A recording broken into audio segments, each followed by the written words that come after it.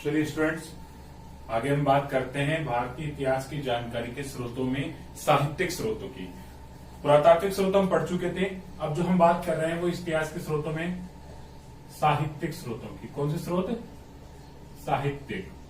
साहित्यिक स्रोत वो स्रोत हैं जो हमें लिखित रूप में प्रमाणिक सामग्री मिली है, या यूं कहे कि जो लिखित रूप में विभिन्न प्रकार से जो स्रोत मिले हैं, अभिलेखों में ना होकर ये किसी ग्रंथों के रूप में, काव्य, कथा, कहानी, नाटक, कुछ भी हो सकता है, उस रूप में जो हमें स्रोत मिले हैं वो साहित्यिक श्रेणी में हम रखते हैं। तो जो साहित्यिक श्रेणी में स्रोत हैं वो हमारे दो प्रकार के हैं। देखिए, साहित्यिक श्रेणी को हमने कितने भागों में बांटा है? दो भागों में बांटा है। नंबर एक, जो हमने पहली साहित्यिक श्रेणी बांटी है वो है हमारी धार्मिक साहित्य। कौन सा साहित्य है? धार्मिक साहित्य। इस धार्मिक साहित्य यानी जो धर्म से जुड़ा हुआ या धर्म के ऊपर जो बातें लिखी हुई है। और जो दूसरा है वो है धर्मेतर, यानी धर्म से अलावा, धर्म के इतर, धर्म से अतिरिक्त जो साहित्य है वो धर्मेतर साहित्य में रखा गया है, और धार्मिक साहित्य। पहले हम बात करते हैं धार्मिक साहित्य की। तो हम बात करें लगभग प्राचीन भारतीय इतिहास के समय की, तो उस समय भारत में लगभग 3 धर्म प्रचलित थे।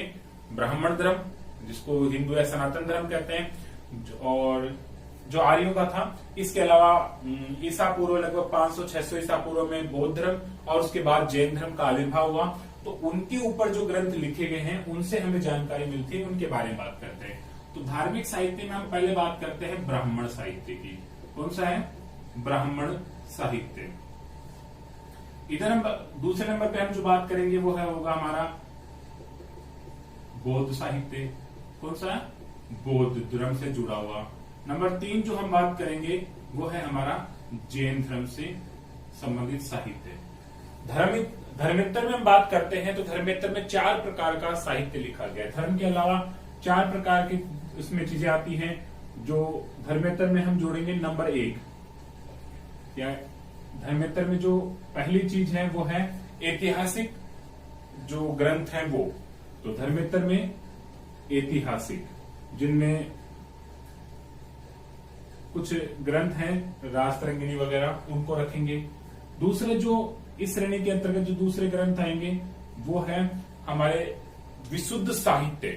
केवल और केवल पढ़ने या साहित्य की कहानी, कथा, नाटक जो लिखे गए हैं वो कहलाता है विशुद्ध साहित्य। केवल और केवल साहित्य के उद्देश्य से लिखा गया विशुद्ध साहित्य।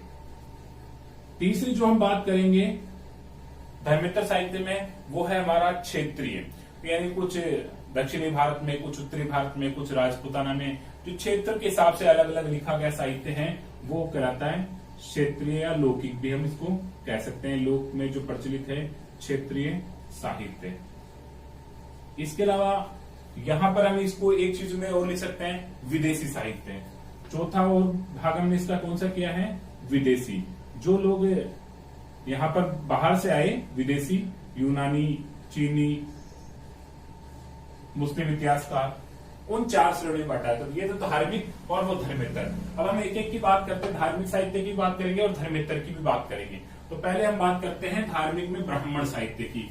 इसको हम बाद में नीचे लिख लेंगे। तो ब्राह्मण साहित्य की बात करें तो ब्राह्मण जो ग्रंथ हैं, सबसे प्राचीन जो ब्राह्मण ग्रंथ माने जाते हैं वो है वेद। ब्राह्मण ग्रंथ से संबंधित कौन सा साहित्य पुराना? वेद। और वेद कितने हैं? कितने हैं वेद? 4 वेद लिखे गए जो आर्यों के द्वारा, या कुछ ऐसा कहा जाता है अपौरुष से है, यानी पुरुषों के द्वारा, यानी देवताओं के द्वारा ये प्रणीत है, लिखे गए हैं। तो वेद 4 हैं। कौन कौन से हैं? नंबर 1 ऋग्वेद, सबसे प्राचीन ग्रंथ है, प्राचीन ग्रंथ है, सबसे प्राचीन वेद भी है। नंबर 2 हम बात करें दूसरे वेद की तो वो है हमारा यजुर्वेद, यजुर्वेद। नंबर हम 3 बात करें तीसरा वेद, वो है हमारा सामवेद। और चौथा है अथर्ववेद। कौन सा है? अथर्ववेद। ये 4 वेद लिखे गए। ऋग्वेद सबसे प्राचीन है। यजुर्वेद में देखिए यज्ञ कर्म कांडों के बारे में लिखा हुआ है। यज्ञ और यज्ञों के जो नापने की विधि, यज्ञ कौन कौन से होते हैं, उनके बारे में जो लिखा गया है वो यजुर्वेद में है। सामवेद में जो आर्यों के द्वारा गाए जाने वाली बात जो मंत्र हैं, आर्य द्वारा गे जो बातें हैं जो वो गा सकते थे या गाते थे, उनका इसमें वर्णन लिखा मिलता है। इसके बाद हम बात करें अथर्ववेद में, तो इसमें जादू टोना, तंत्र मंत्र, ठीक है, तंत्र मंत्र और बाकी कुछ ज्योतिष से संबंधित ये सब बातें लिखी हुई है अथर्ववेद में। तो सबसे प्राचीन ये ऋग्वेद है, यजुर्वेद, सामवेद और अथर्ववेद। अब देखिए इनके बाद 4 वेद हैं। चारों वेदों को समझने के लिए, इन चारों वेदों को समझने के लिए हम एक साधारण भाषा में वापस में ये कहता हूं, इन चारों वेदों के 4 भाग हैं। कितने हैं? 4 भाग है। 4 अलग अलग ग्रंथ और बना दिए गए हैं। ऐसे मान लीजिए इनकी कुंजी है इनको समझने के लिए। इन चारों, ये तो 4 एक वेद है, यानी एक किताब है 4। अब इस प्रत्येक को समझने के लिए, जैसे मान लीजिए ऋग्वेद को समझना है तो ऋग्वेद को समझने के लिए 4 चीजें बनाई गई, यजुर्वेद को समझने के लिए 4 चीजें लिखी गई, सामवेद को समझने के लिए 4 चीजें और अथर्ववेद के लिए 4 चीजें। तो वो 4 चीजें जो लिखी गई उनके बारे में भी अध्ययन करते हैं, महत्वपूर्ण है वो चीजें। तो वो 4 चीजें क्या है? संहिता नंबर 1। इनको समझने के लिए सबसे पहले क्या लिखा गया? संहिता। तो संहिता क्या है? वेदों की जो व्याख्या है, यानी प्रत्येक वेद की व्याख्या संहिता में की गई है। ऋग्वेद की अलग व्याख्या है, यजुर्वेद की अलग है, तो प्रत्येक वेद की एक संहिता है। नंबर 2 हम बात करें, वो है इसके संबंधित ब्राह्मण ग्रंथ। प्रत्येक वेद का अपना ब्राह्मण ग्रंथ है। प्रत्येक 4 वेद हैं, चारों के अपने अपने ब्राह्मण ग्रंथ लिखे गए जिनमें यज्ञ और कर्म कांडों का वर्णन है। किसका है? यज्ञ और कर्म कांडों का, यानी किस तरह से क्या क्या पूजा उपासना किस तरह से करनी चाहिए। तीसरी जो वेदों का जो तीसरा भाग है वो है आरण्यक। आरण्यक महत्वपूर्ण ग्रंथ है, शब्द से पता चल रहा है आरण्यक। आरण्यक क्या होता है? वे ग्रंथ जो जंगल में, आरण्यक मतलब जंगल में बैठकर शांत में एकांत में ऋषियों द्वारा लिखे गए। और इसमें किस विषयों का वर्णन है? गूढ़, कैसे विषय? सॉरी, गूढ़ क्यों कहे हम? दार्शनिक विषयों का। गूढ़ विषय तो आते हैं हमारे उपनिषदों में, इसमें आते हैं दार्शनिक विषयों का वर्णन है। कौन से? दार्शनिक। और दार्शनिक मतलब धर्म से संबंधित, जो हम इस लोक की परलोक की कामना करते हैं। कई बार ऐसा सुना होगा, संसार क्षणभंगुर नश्वर है, आत्मा अजर अमर है, जो कुछ है वो नहीं है। ये सारी की सारी जो दार्शनिक बातें हैं वो किसमें मिलती है? आरण्यक ग्रंथों में। इसके बाद जो वेदों का चौथा भाग है, या जो हम कहें तो वो है उपनिषद। क्या है? उपनिषद। नाम से पता चल रहा है उपनिषद, यानी गुरु के पास बैठकर शिष्य द्वारा जो लिखे गए वो ग्रंथ उपनिषद ग्रंथ कहलाते हैं। और इनमें नैतिक नियमों का वर्णन है। जो नैतिकता संबंधी बातें सिखाई जाती थी उन नैतिक नियमों का, और साथ में गूढ़ विषयों का भी इसमें वर्णन है। गूढ़ विषय और नैतिक नियमों का इसमें लिखा हुआ है। तो ये थे ब्राह्मण 4 वेद है, ऋग्वेद, यजुर्वेद, सामवेद, अथर्ववेद। सबसे प्राचीन है ऋग्वेद। यजुर्वेद में यज्ञ कर्म कांडों का, सामवेद आर्यों के द्वारा जो गाई जाने वाली सामग्री थी वो इसमें मिलती है। अथर्ववेद में जादू टोना तंत्र मंत्र के बारे में है। चारों के 4 भाग है। ऋग्वेद की अलग संहिता है, ब्राह्मण ग्रंथ सबके अलग अलग ब्राह्मण ग्रंथ है, सबके अलग अलग आरण्यक है, सबके अलग अलग उपनिषद है। इसके अलावा इन वेदों को ठीक तरह से समझने के लिए वेदांग लिखा गया। वेदों को ठीक तरह से समझने के लिए, इन चारों को समझने के लिए क्या लिखा गया? वेदांग। वेदों का ही अंग है वेदांग। और वेदांग कितने हैं? संख्या में 6। महत्वपूर्ण है, ध्यान रखना, ये बड़ी महत्वपूर्ण चीज है। वेदांग कितने हैं? 6। कौन कौन से हैं? नंबर 1 शिक्षा, कल्प, निरुक्त, व्याकरण, छंद और ज्योतिष। वेदांग कितने हैं? 6। शिक्षा, कल्प, निरुक्त, व्याकरण, छंद और ज्योतिष। ये वेदांग है, वेदों को समझने के लिए बाद में लिखा गया साहित्य। इसके अलावा जो वैदिक साहित्य में या जो ब्राह्मण साहित्य में जो चीजें हैं वो है हमारा स्मृति ग्रंथ। कौन से ग्रंथ? स्मृति। स्मृति ग्रंथ भी महत्वपूर्ण 2 ही है। नंबर 1 मनुस्मृति और नंबर 2 याज्ञवल्क्य स्मृति। यानी एक तो है मनुस्मृति जो मनु के द्वारा लिखी गई प्रणीत है, और दूसरा याज्ञवल्क्य स्मृति, याज्ञवल्क्य।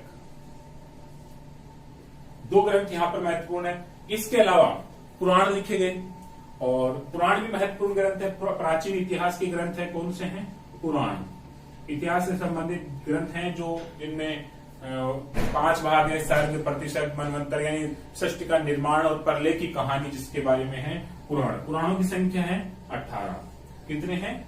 18। मत्स्य पुराण में सबसे प्राचीन है। सबसे प्राचीन कौन सा है? मत्स्य पुराण। इसके अलावा महाकाव्य, महाकाव्य 2 हैं। महाकाव्य कितने हैं? 2। रामायण और दूसरा कौन सा है? महाभारत। महाभारत भी 3 टुकड़ों में लिखी गई, पहले जय, फिर भारत, फिर महाभारत। इस तरह से महाभारत का लिखा गया, ये महाकाव्य है। रामायण लिखी वाल्मीकि कृत, और महाभारत लिखी महर्षि कृष्ण द्वैपायन व्यास या वेद व्यास जी जिनको कहा जाता है। तो देखिए, ये था हमारा धार्मिक साहित्य में ब्राह्मण साहित्य। ब्राह्मण में हमने 4 वेद, चारों वेद हैं। इनके सबसे प्राचीन ऋग्वेद है, इनमें यज्ञ है, आर्यों द्वारा गाए जाने वाले तंत्र मंत्र का है। इन वेदों को समझने के लिए 4 चीजें लिखी गई। नंबर 1 संहिता, फिर ब्राह्मण, आरण्यक और उपनिषद। इसके बाद हम बात करते हैं वेदांग की। वेदांग 6 हैं, शिक्षा, कल्प, निरुक्त, व्याकरण, छंद और ज्योतिष। बात करें स्मृति ग्रंथों की, स्मृति ग्रंथ 2 हैं। नंबर 1 मनुस्मृति और याज्ञवल्क्य द्वारा याज्ञवल्क्य स्मृति। पुराण 18 है, मत्स्य पुराण सबसे प्राचीन है, और महाकाव्य 2 हैं, रामायण और महाभारत। इसके बाद हम बात करते हैं आगे, ये था हमारा ब्राह्मण साहित्य। दूसरा जो हम साहित्य पढ़ेंगे वो है हमारा ब्राह्मण साहित्य के बाद बौद्ध और जैन साहित्य। तो हम बात करते हैं बौद्ध साहित्य के बारे में। दूसरा जो हमारा है वो है बौद्ध साहित्य। दूसरा कौन सा है? बौद्ध साहित्य। अब बौद्ध साहित्य में देखिए त्रिपिटक महत्वपूर्ण ग्रंथ है। सबसे जो महत्वपूर्ण है वो है त्रिपिटक, और त्रिपिटक संख्या में 3 है जो बौद्ध धर्म के प्राचीन ग्रंथ है। बौद्ध धर्म के कौन से महत्वपूर्ण ग्रंथ हैं? त्रिपिटक। और त्रिपिटक में जो महत्वपूर्ण है वो है विनय पिटक, सूत पिटक और अभिधम्ब पिटक। कौन कौन से हैं? विनय पिटक, दूसरा है सूत पिटक, और तीसरा है हमारा अभिधम्ब पिटक। कौन सा है? अभिधम्ब पिटक। ये बौद्ध धर्म से संबंधित सबसे महत्वपूर्ण और प्राचीन ग्रंथ है, और इनमें किसका वर्णन है? वो है बौद्ध धर्म से संबंधित नैतिक आचरण का। किसका वर्णन है? नैतिक आचरण का इसमें वर्णन मिलता है। बौद्ध साहित्य की भाषा है वो है पाली, क्योंकि उस समय में जन प्रचलित भाषा पाली थी। तो पाली भाषा में ये ग्रंथ लिखे हुए मिलते हैं, और त्रिपिटक महत्वपूर्ण ग्रंथ है। इसके अलावा यहाँ पर जातक ग्रंथ और लिखे गए। कौन से ग्रंथ हैं? जातक ग्रंथ। जातक ग्रंथों की संख्या लगभग 550 या 549 मानी जाती है। और इन जातक ग्रंथों में क्या है? भगवान जो बुद्ध है, बौद्ध धर्म के जो प्रवर्तक है महात्मा बुद्ध है, गौतम बुद्ध, उनके पूर्व जन्म की, जन्म से पूर्व की, ध्यान रखना, पुनर्जन्म की ना होकर पूर्व जन्म की। पुनर्जन्म यानी जन्म के बाद में जन्म, और पूर्व जन्म जन्म से पूर्व के जन्म। तो यहाँ गौतम बुद्ध के पूर्व जन्म की 550 कहानियां हैं, जिनमें कई बार हमने कहानी पढ़ा होगा, नैतिक नियमों की कहानी है कि एक मगरमच्छ, एक बंदर था और एक मगरमच्छ की दोस्ती हो जाती है। वो जामुन के पेड़ पे एक बंदर बैठा रहता है, मगरमच्छ बार उससे आता है, वो रोज जामुन खा के उसको फेंकता है अपने दोस्त मगरमच्छ को, वो भी खा लेता है। एक दिन क्यों वो एक मीठे जामुन के फल मगरमच्छ ले जाके अपनी पत्नी को देता है, वो खुश हो जाती है। वो कहती है कि जो आदमी या जो व्यक्ति इतने मीठे फल खाता होगा, क्यों ना वो आदमी कितना मीठा होगा या उसका कलेजा कितना स्वादिष्ट होगा, अपने पति को कहती है, मगरमच्छ को कहती है। वो जाता है, उससे दोस्त से कहता है कि मेरी पत्नी ने तुम्हें दावत पे बुलाया है। वो बोला चले कैसे? तो वो कहता है मेरी पीठ पे बैठ जाओ। पीठ पे सवार हो जाता है। रास्ते में जाने के बाद वो उसे कहता है कि वो कह रही थी मेरी पत्नी कि जो आदमी जामुन खाता है उसके जामुन इतने स्वादिष्ट है, मीठे हैं, तो वो कितना होगा? बंदर कहता है कि गलती हो गई, तूने मुझे पहले नहीं कहा, मेरा कलेजा तो वहीं पेड़ पर टंगा हुआ है। इस तरह से वो एक वापस आता है और पेड़ पे चढ़ जाता है। तो ये जहां तक कहानियां हैं, ऐसी एक चालाक लोमड़ी की कहानी है जिसमें कि लोमड़ी को दिखाया गया है जो पेड़ पे कौवा बैठा है, नीचे लोमड़ी खड़ी है। तो ये थी जहां तक कहानियां। बहुत साहित्य पाली भाषा में त्रिपिटक महत्वपूर्ण है, विनय पिटक, सूत पिटक और अभिधम्म पिटक। इसके बाद हम जो बात करें तीसरा, वो है हमारा जैन साहित्य। कौन सा है? जैन साहित्य। जैन साहित्य जो लिखा गया वो लिखा गया प्राकृत भाषा में। कौन सी भाषा में? प्राकृत भाषा में लिखा गया। और जैन जो प्राचीन साहित्य है उसमें महत्वपूर्ण है हमारा आगम साहित्य। कौन सा है? आगम। यहां त्रिपिटक है, जैन धर्म से संबंधित जो ग्रंथ है वो है आगम। आगम में 12 अंग, 12 उपांग, 10 प्रकीर्ण, 6 छेदी सूत्र, 1 नंदी सूत्र, अनुयोगवार, ये जो है वो जैन साहित्य के बारे में लिखा हुआ है। यहाँ में इतना ही याद करने के लिए काफी है कि जैन धर्म के जो प्राचीन ग्रंथ उनको क्या कहा जाता है, या प्राचीन जैन साहित्य किस नाम से जाना जाता है, तो वो है हमारा आगम साहित्य। तो ये तो था हमारा धार्मिक साहित्य जिसमें हमने पढ़ा ब्राह्मण, बौद्ध और जैन। इसके बाद हम बात करते हैं धर्मेतर। धर्म के अलावा जो लिखे गए हैं, तो पहला हमारा यहाँ पर है ऐतिहासिक ग्रंथ। पहला हम कौन सा ले रहे हैं? ऐतिहासिक ग्रंथ। तो ऐतिहासिक ग्रंथों में हम पहले बात करें तो सबसे पहले आएगी रासतरंगिणी। ऐतिहासिक ग्रंथों में कौन सा है? रासतरंगिणी।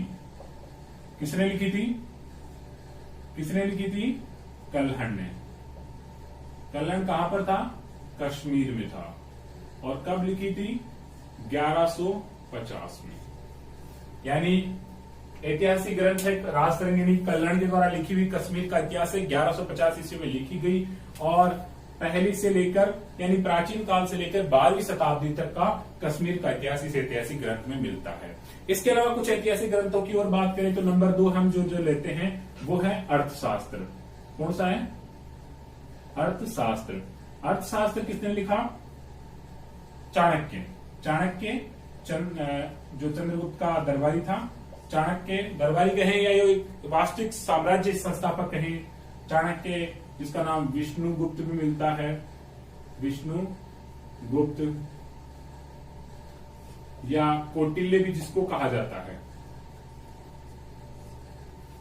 यह है एक महत्वपूर्ण ग्रंथ है, राजनीति से संबंधित ये ग्रंथ है। इसके बाद तीसरी बात करें, एक और महत्वपूर्ण ग्रंथ है जो प्राचीन भारत का है, बाणभट्ट या यूं कहें हर्षचरित्र।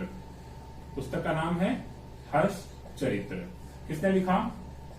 बाणभट्ट के द्वारा लिखा हुआ है। किसका दरबारी था? हर्षवर्धन, जो 7वीं शताब्दी में हर्षवर्धन हुआ, वर्धन वंश का, उसका दरबारी कवि था। ठीक है, ये था हमारा ऐतिहासिक जिसमें रासतरंगिणी कल्हण के द्वारा, अर्थशास्त्र चाणक्य या कौटिल्य के द्वारा और हर्षचरित्र बाणभट्ट के द्वारा। अब बात करते हैं विशुद्ध साहित्य की। केवल और केवल साहित्य की दृष्टि से लिखा गया, केवल पढ़ने के लिए, मनोरंजन के लिए लिखा गया, वो कहलाता है विशुद्ध साहित्य। विशुद्ध साहित्य में बात करें तो वो आता है कालिदास का नाम सबसे महत्वपूर्ण है। किसका नाम? कालिदास। किसका दरबारी कवि था? चंद्रगुप्त द्वितीय का। किसका दरबारी था? चंद्रगुप्त द्वितीय, विक्रमादित्य जिसको कहते हैं, गुप्त साम्राज्य का, उसका दरबारी कवि था। और इसके दरबार में रहते हुए कालिदास ने मालविका अग्निमित्र, मालविका अग्निमित्र, अग्निमित्र, इसके अलावा विक्रमोर्वशीयम, देवी रघुवंश, महाकाव्य जो लिखा, ये जो ग्रंथ लिखे हुए कालिदास के महत्वपूर्ण ग्रंथ हैं। इसके अलावा पुष्यमित्र शुंग के दरबार में था पतंजलि। कौन था? पतंजलि। उसने लिखा महाभाष्य। कौन सा ग्रंथ लिखा? महाभाष्य। इसके अलावा पाणिनि ने लिखा। पाणिनि ने कौन सा ग्रंथ लिखा? अष्टाध्यायी। पाणिनि का व्याकरण ग्रंथ है अष्टाध्यायी। तो ये थे कुछ, सभी नहीं ले रहा मैं, कुछ महत्वपूर्ण जो इससे जुड़े हुए हैं। यानी विशुद्ध साहित्य में कालिदास को रखा जाता है, महत्वपूर्ण है, जिसने रघुवंश, महाकाव्य, विक्रमोर्वशीयम, मालविका अग्निमित्र, ऋतु संहार, मेघदूत, कई ग्रंथ लिखे हैं। पतंजलि ने महाभाष्य और पाणिनि ने अष्टाध्यायी लिखा। अब इसके अलावा क्षेत्रीय साहित्य की बात करें हम बात करते हैं क्षेत्रीय साहित्य की। तो क्षेत्रीय साहित्य में जो महत्वपूर्ण है वो है हमारा यानी संगम साहित्य। क्षेत्रीय साहित्य में सबसे पहले कौन सा है? संगम। संगम साहित्य देखिए, ये जो दक्षिणी भारत में था, ईसा की प्रारंभ से पहले से लेकर लगभग ईसा के 200 साल तक ये साहित्य लिखा गया। क्या खास बातें हैं? चेर, चोल और पांडे तीन वहां पर विस्तार था। उन्होंने कुछ ग्रंथ लिखे हैं जिनमें अष्टपद्यावली महत्वपूर्ण है। अष्टपद्यावली जिसमें एक तूतोंगे, नारणे, पुरदोंगे, ए गुरुनुरू, पदिरुपत्ति, कली तोंगे, अह नानरू, पुरु नानरू, ये एक संगम साहित्य में लिखी गई एक कविता का एक टाइटल है। ठीक है, तो संगम साहित्य जो दक्षिणी भारत में लिखा गया महत्वपूर्ण है। तिरुवल्लुवर वगैरह जो बाकी संस्कृत साहित्य लिखा गया वो यही था। इसके अलावा जो बात करें राजस्थान में तो वो है चंदबरदाई। कौन है? चंदबरदाई। चंदबरदाई ने क्या लिखा था? पृथ्वीराज रासो। पृथ्वीराज रासो महत्वपूर्ण ग्रंथ है चंदबरदाई का। इसके अलावा मोहनोत नैणसीरी ख्यात है जो राजस्थान में लिखा। बांकीदासरी ख्यात है।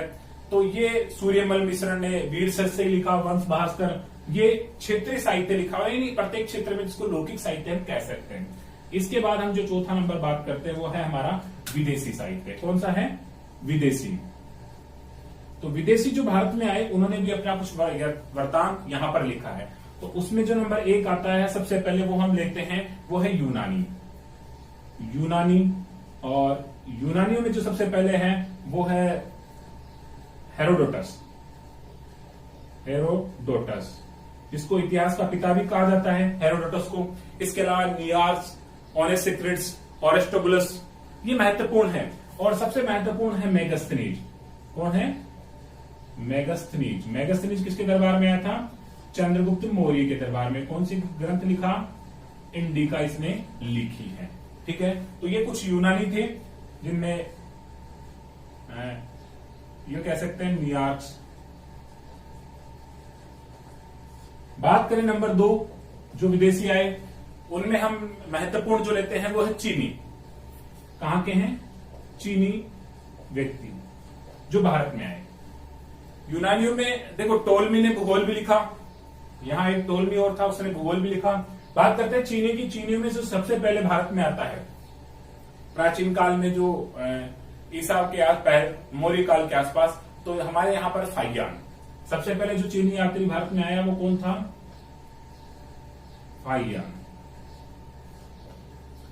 फाइयान भारत में आता है, भारत की स्थिति का वर्णन करता है, बौद्ध ग्रंथों का अध्ययन करता है, यहाँ काफी समय तक रहता है। और फाइयान के बाद जो आता है वो है हमारा वेंगशांग। महत्वपूर्ण है वेंगशांग।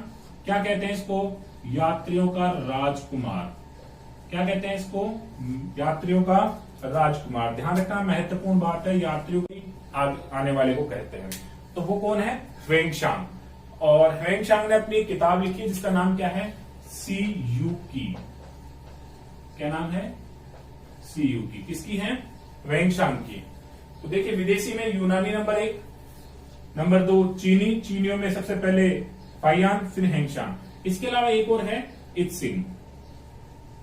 कौन है? इत्सिंग। ये भी भारत में आता है और हर्षवर्धन के समय भारत की स्थिति का ये वर्णन करता है। इसके बाद हम बात करते हैं आगे चीनियों के बाद में हम बात करते हैं जो भारत में आने वाले हैं कुछ तिब्बत के और कुछ मुस्लिम इतिहासकार। तिब्बत के इतिहासकारों की बात करें हम तो तिब्बत से जो आने वाला था वो है तारानाथ। तिब्बत से कौन आया? तारानाथ। और तारानाथ का 2 प्रसिद्ध ग्रंथ है। तारानाथ के 2 प्रसिद्ध ग्रंथ, नंबर 1 कंग्यूर और दूसरा है तंग्यूर। तारानाथ के कौन से हैं?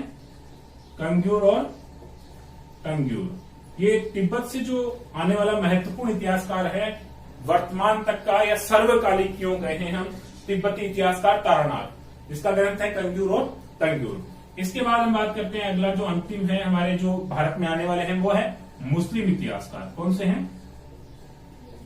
मुस्लिम इतिहासकार। और मुस्लिम तो जो मध्यकाल में यानी यूं कहें हम लगभग 1100 के आसपास जो इतिहासकार आने लगे मुस्लिम जो शासकों के साथ में, उनके बारे में यहाँ वर्णन है। तो जो मुस्लिम इतिहासकारों में महत्वपूर्ण जो है वो है एक तो अल मसूदी। कौन है? अल मसूदी, ध्यान रखना महत्वपूर्ण है, अल मसूदी। अल मसूदी की ग्रंथ है मिडास ऑफ गोल्ड। क्या नाम है? मिडास ऑफ गोल्ड, महत्वपूर्ण ग्रंथ है मिडास ऑफ गोल्ड। किसका लिखा हुआ है? अल मसूदी का। भारत की स्थिति का वर्णन करता है मिडास ऑफ गोल्ड में। इसके अलावा जब ये प्रारंभिक दौर में जब मुस्लिम आक्रमणकारी आए थे तो उन्होंने जो सिंध का क्षेत्र है वहां का भी इतिहास लिखा, और सिंध के क्षेत्र में चचनामा, कौन सा ग्रंथ? चचनामा एक महत्वपूर्ण ग्रंथ है जिसमें सिंध का इतिहास लिखा हुआ है। इसके अलावा अल बैरूनी आता है जिसको हिंद का तोता भी कहते हैं। तो ये किसमें आता है? सब विदेशी इतिहासकार। विदेशी में आए यूनानी में हेरोडोटस, नियाक्स, ऑनोसिक्रेट्स, एरिस्टोबुलस महत्वपूर्ण है। मैगजीन ने इंडिका लिखी है यहाँ पर। दूसरा है चीन से आने वालों में फाइयान, हेंगशांग, इत्सिंग महत्वपूर्ण है तीनों। फाइयान पहले आता है, सॉरी, हेंगशांग बाद में आता है, जिसको यात्रियों का राजकुमार कहा जाता है, जिसका ग्रंथ है सीयूकी। हर्षवर्धन के दरबार में इत्सिंग आता है। इसके बाद हमने पढ़ा तिब्बती में तारानाथ, जिसने कंग्यूर और तंग्यूर नामक ग्रंथ लिखा। मुस्लिम में अल मसूदी जिसने मिडास ऑफ गोल्ड लिखा, और चचनामा जिसमें सिंध का इतिहास का वर्णन है, और अल बैरूनी जिसने तारीख ए हिंद लिखी। तो ये था हमारा धर्मेत्तर साहित्य। धर्मेत्तर साहित्य में हमने एक पढ़ा ऐतिहासिक, दूसरा विशुद्ध, तीसरा क्षेत्रीय साहित्य, और चौथा विदेशी। विदेशी में यूनानी, चीनी, तिब्बती और मुस्लिम। तो ये हमारे जो पाठ्य पुस्तक है उसमें इस तरह से इतिहास की जानकारी के स्रोत दिए हुए हैं, जो एक सामान्य व्यक्ति के लिए भी जानकारी के लिए बहुत ही उपयुक्त है। धन्यवाद।